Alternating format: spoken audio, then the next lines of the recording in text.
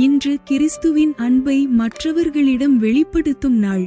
இயேசு நமக்கு அளித்த புதிய கட்டளை என்னவென்றால், அவர் நம்மை அன்பு கூர்ந்தது போல நாமும் ஒருவரை ஒருவர் அன்பு கூற வேண்டும். அந்த அன்பின் மூலமாகவே நாம் அவருடைய சீஷர்கள் என்று உலகம் அறிந்து கொள்ளும். நீங்கள் ஒருவரிலொருவர் அன்பாயிருக்க வேண்டும் என்று நான் உங்களுக்கு புதிய கற்பனையை கொடுக்கிறேன்.